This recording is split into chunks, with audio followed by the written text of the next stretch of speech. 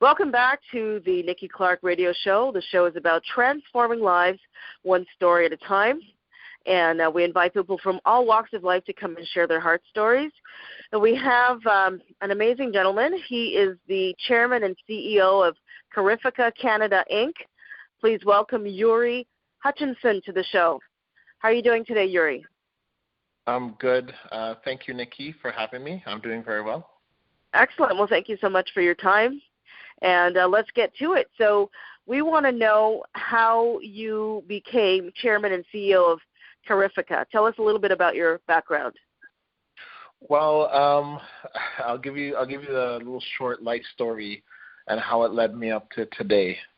You see, like I grew up with obviously two parents. My background is two Caribbean parents. They're from St. Vincent and the Grenadines. They moved to Canada. My father moved when they were 16. My mother came here, followed along after them, in the sense where they got married. And then they had me and my brother, and I have four brothers. I have, altogether with me included, 4 brothers, and I have 4 sisters.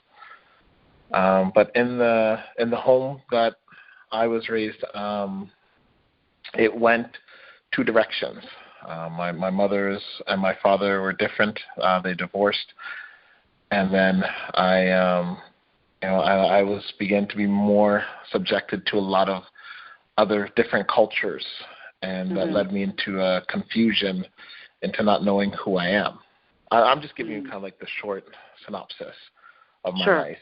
Not knowing myself kind of made me spiral down into a lot of different avenues that weren't of my own, and the value system and the things that I knew and the contributions that other cultures have made, not my own, gave me a different path leading up to a certain point in my life when I was a certain age. And then after learning a lot of things, coming back to speaking with my father about history and knowledge and being more community-oriented, that has helped me to establish things, learning under what he's been doing, his work in the community for 30-plus years. It was around the early 2000s, and then for myself establishing an organization before CARIFIKA, and looking at the trials and error of that, and looking and being more community-oriented within the community, learning about the facets and the problems and the issues and the ongoing problems in the community, but looking at ways how to improve by making those connections. So I came from learning the things that I didn't know to learning a lot about my history and learning a lot about how the Black community works, but also can work, and also look at the things how to improve. And looking at with CARIFIKA, I've reached at a different stage in my life where I'm an avid researcher, an avid reader on books, learning about more so the African Caribbean history, to make sure that to be more solid and instill with myself, because history does play a role in doing what we're doing here at CARIFIKA Canada.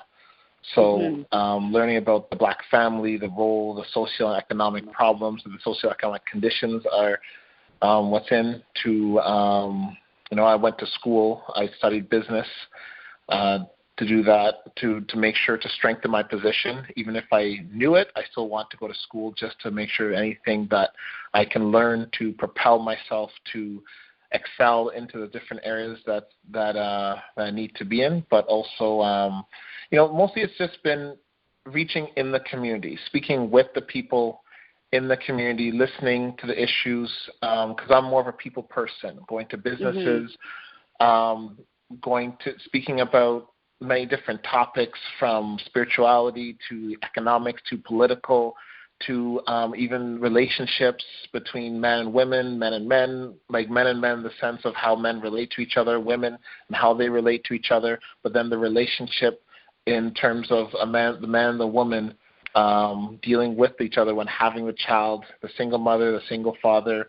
These are the things that all came into what I looked at And there's many people who have come before me who tried to build the community, and people who are still trying to do it now and still doing it led me to the point, because I live in Toronto, and looking at, we have all these rich resources as a people, but not but the thing is, we're trying, but I've looked at and read the people who have tried before and still doing and still continue to work with them, but to try to see how we can pool our resources together to be more centralized as a people. But yeah, it's mostly for me. It's been learning from the people who came before me.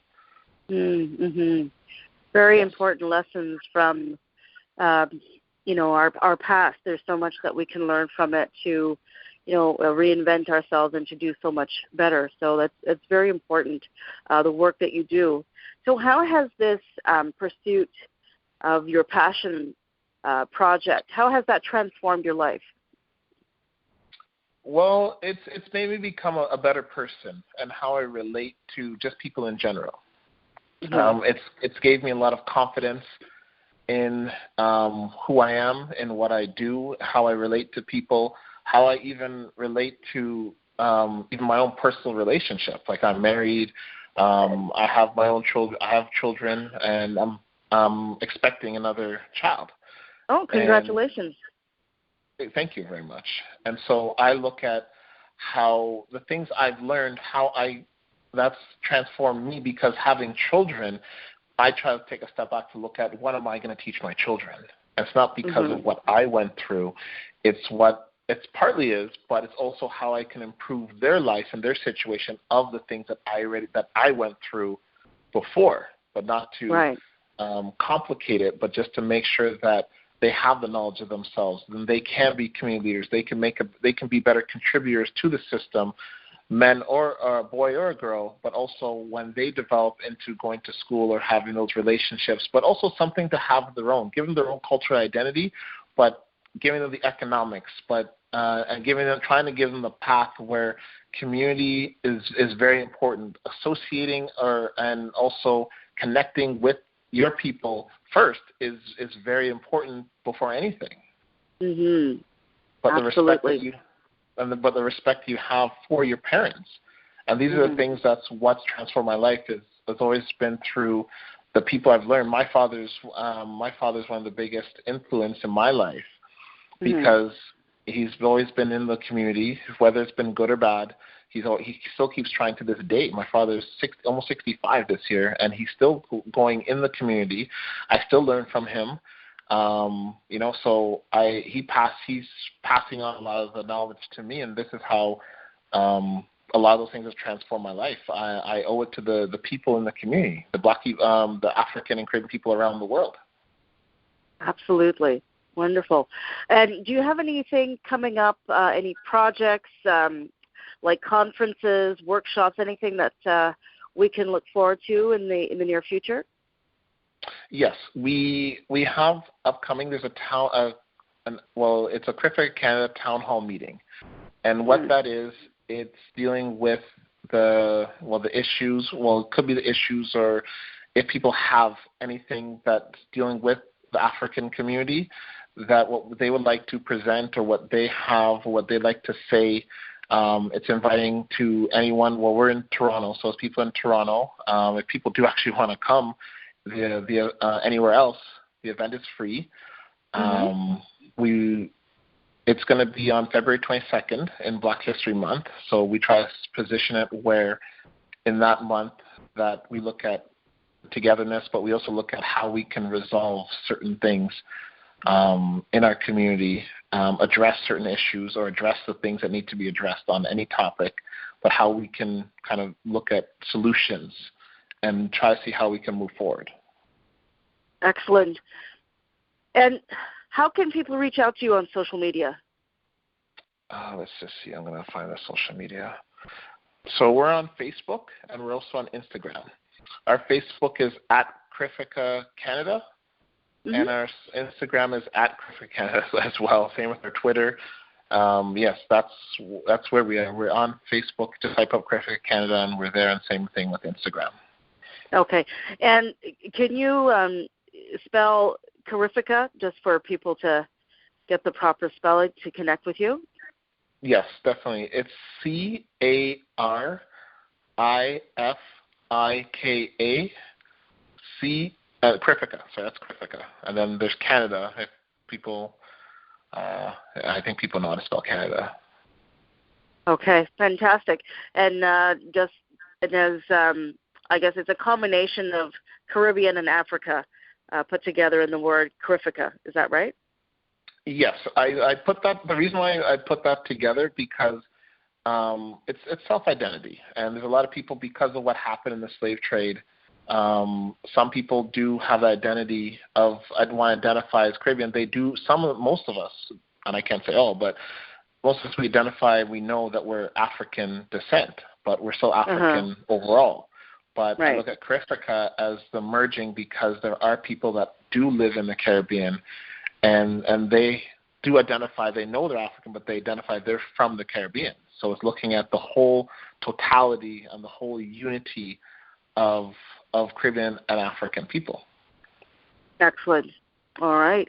Well, Yuri, it's been a pleasure speaking with you, and thank you so much for what you're doing in the community to just make it as great as it should be. And I wanted to just mention if you want to reach out to Yuri on Facebook, he's on the handle is CARIFIKA Canada, and the Twitter is the same handle, CARIFIKA Canada, and that's CARIFIKA Canada. Wonderful. Thank you so much, Yuri. We really appreciate your time. And you've been listening to the Nikki Clarke Radio Show with our very special guest, Yuri Hutchinson, who is the chairman and CEO of CARIFIKA Canada. So, Yuri, again, thank you very much, and looking forward to connecting with you again soon. Thank you for having me, Nikki. A pleasure. Bye for now. Bye-bye.